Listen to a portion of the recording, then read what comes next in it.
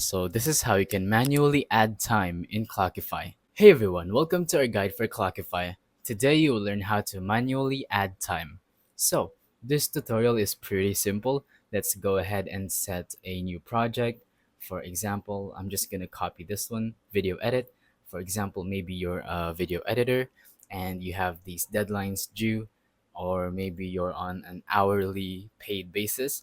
So as you can see, when I started it starts to track the time. So let's go ahead and stop that. And as you can see, it's right here, 15 seconds. It tracked 15 seconds of time.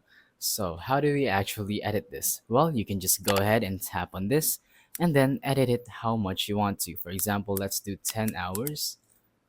And there we go.